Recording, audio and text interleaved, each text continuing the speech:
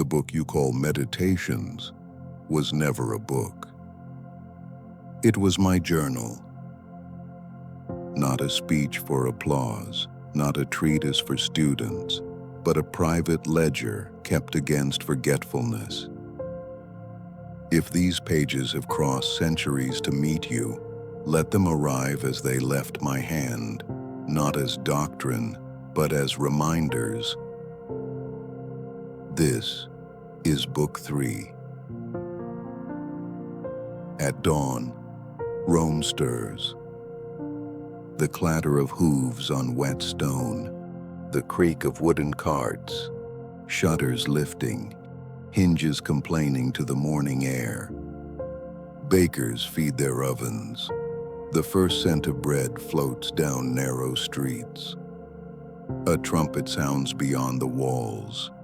A centurion drills the line, sandals beating time. A child drops a fig and laughs.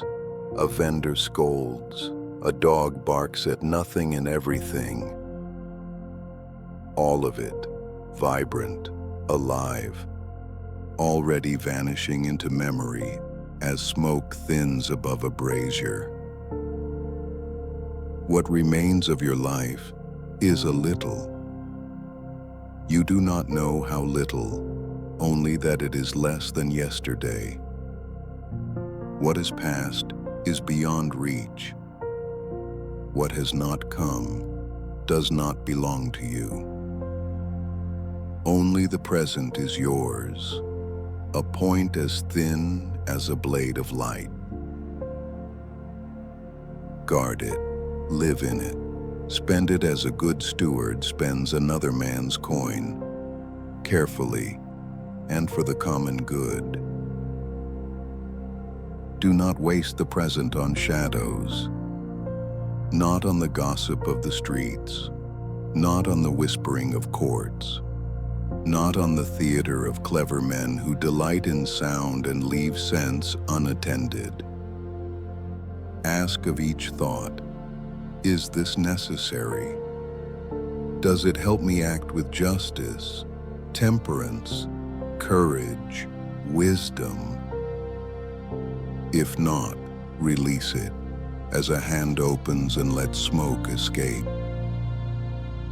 I have seen days swallowed by trifles, a petition delayed, a feast extended, a quarrel rehearsed in the mind until it grows teeth.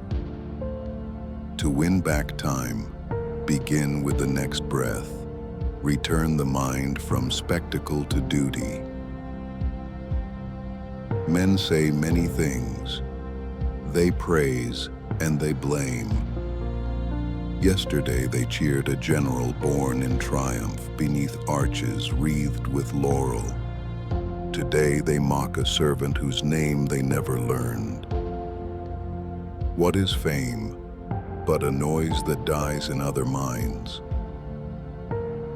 Those minds themselves will die. Do you remember the gladiators who made the circus tremble a century ago? The poets whose verses rode the air like banners? The senators who thundered when Caesar still lived? No, and neither will future ages remember us. Dust softens the edges of statues. Rain writes its patient commentary on marble.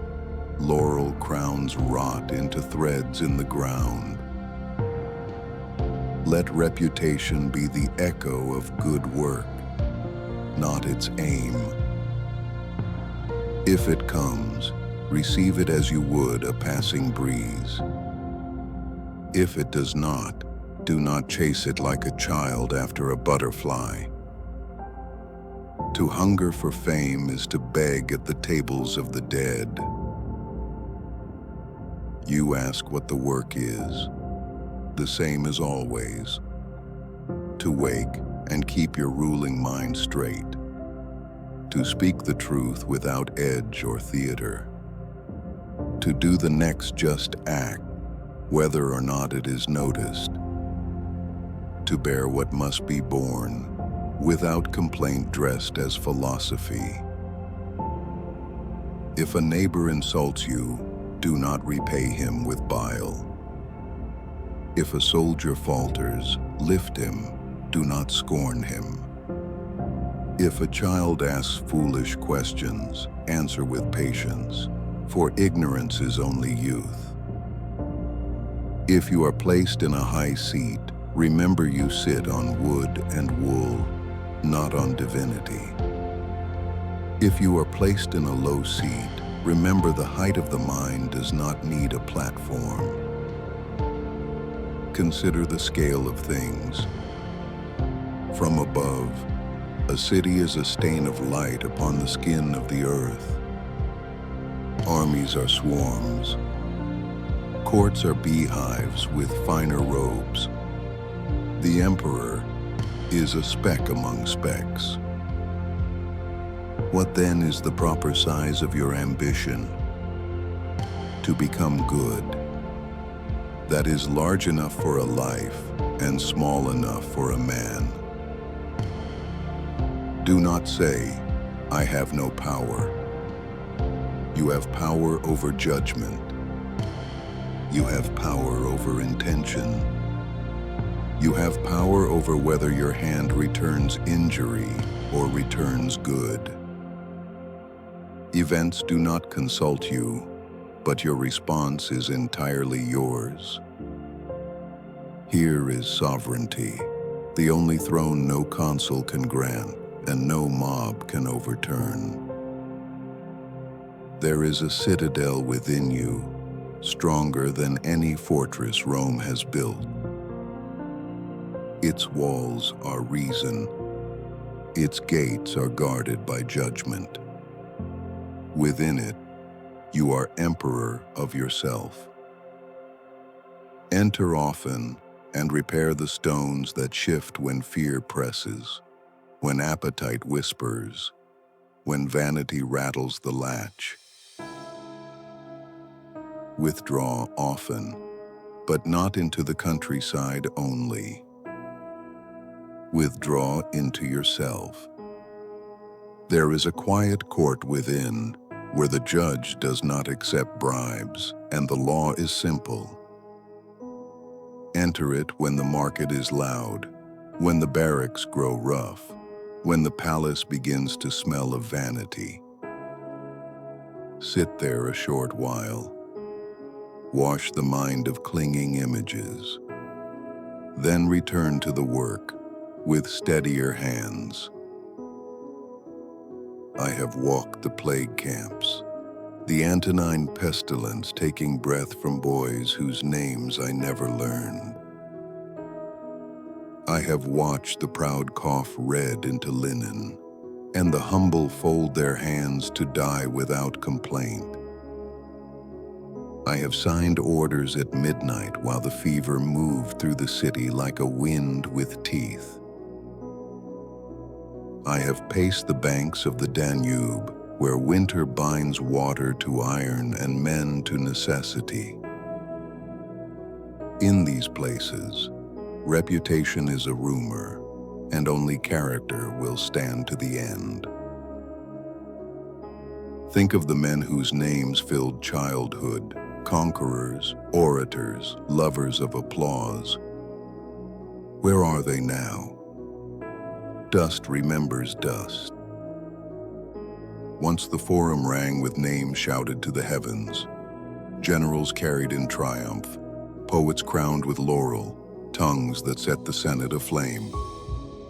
Now, listen. Silence. Only the wind among broken columns keeps their memory. Say of every appearance, you are only a picture and a sound. Then ask, what is the thing itself? A harsh word, air shaped by a tongue. A loss of money, metal changing pockets. A sickness, a change in flesh and fire. The mind adds the rest. Take back what the mind has added, and much that seemed terrible will become material for courage, or patience, or gratitude. You will be told that life is a grand play. Do not believe it if grand teaches you to posture. Believe it if play teaches you to accept your role and act it well without gripping the mask like a thief. If your role is long, do not grow proud of endurance. If your role is short, do not sulk at the curtain. Either way, it is enough to exit without shame. Live for the present, some say, and mean indulgence. Live for the present and mean virtue. Eat, drink, sleep, love, but let none of these chain the mind. Let none of them make you unjust to another or false to yourself. The present is not a bowl for pleasure only. It is an altar for offering right action. Keep close to what is simple. Bread that feeds, water that cleanses, speech that is honest, labor that serves. A clean conscience is finer purple than any dyed robe. A quiet mind is a palace without rent. When you are tempted to admiration, examine the thing. A golden cup, it is earth, persuaded to shine. A famous name, it is a sound borrowed from mouths that cannot keep their teeth. A soft bed, it is stuffing and cloth. Strip impressions to their bones, and they will not overawe you. Then, if you still choose them, you will choose without bondage. Do not covet another's praise. Do not hunger for another's error. Correct kindly when it is your office. Endure quietly when it is not. A teacher does not scold a pupil for being a beginner.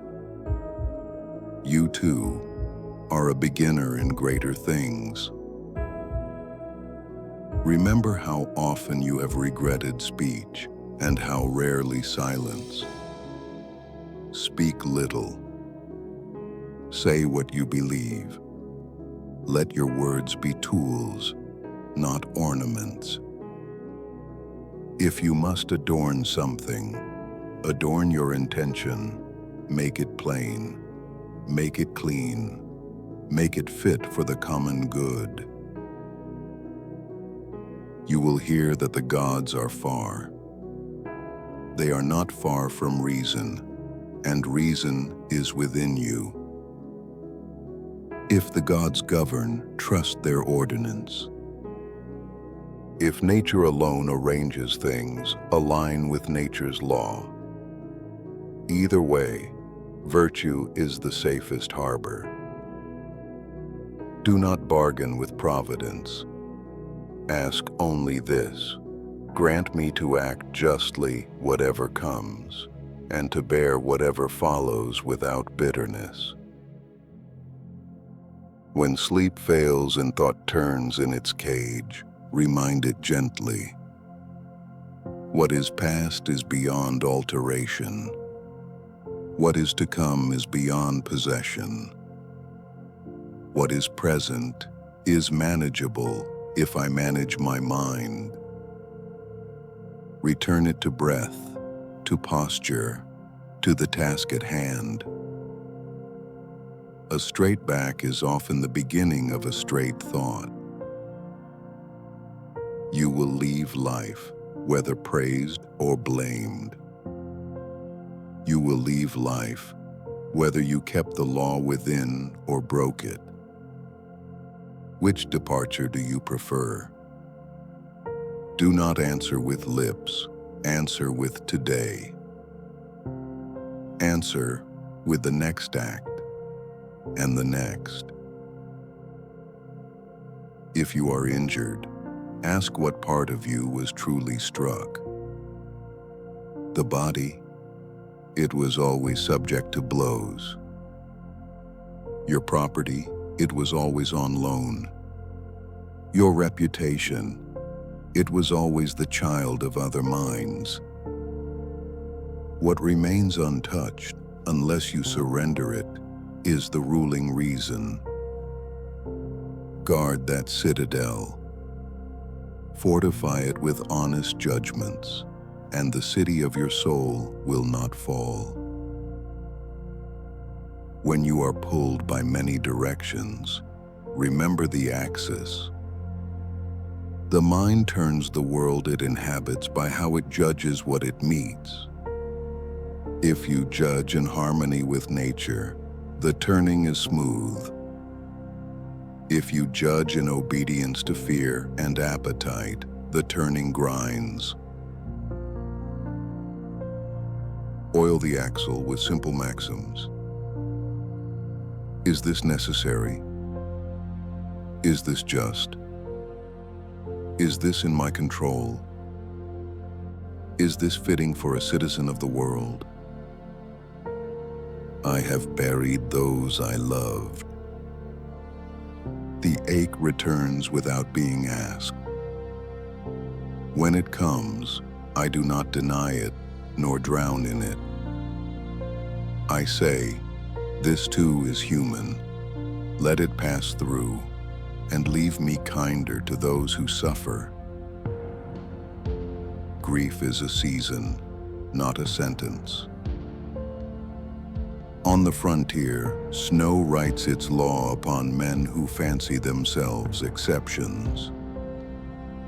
Food grows simple, shelter grows precious, and honor is the steady carrying of a small weight for a long time. There you learn that philosophy is not a garment for festivals. It is a cloak for weather. You have seen the funerals of men who filled the streets when they lived. Torches blazing, processions winding through the forum, speeches heavy with borrowed grief. Then the stone, then the dust, then silence. Let this image make you swift to do good, while breath remains. Not so that someone will speak over you, but so that something within you will not have been wasted. If you must imagine the future, imagine only how you will keep your character when it arrives. All other imagining is embroidery on emptiness. If you must remember the past, remember only what helps you be grateful, or just, or cautious of your own vanity. All other remembering is a museum of idols. Training is repetition. Repeat small decencies until they are strong enough for great ones. A calm reply when pricked. A short refusal when tempted. A quiet correction when duty calls. A steady breath when fear announces itself as prudence. These are small, but they are the bones of a day well lived. In the evening, make your account without drama. Where was I unjust, intemperate, cowardly, foolish? Note it, correct it, forgive it.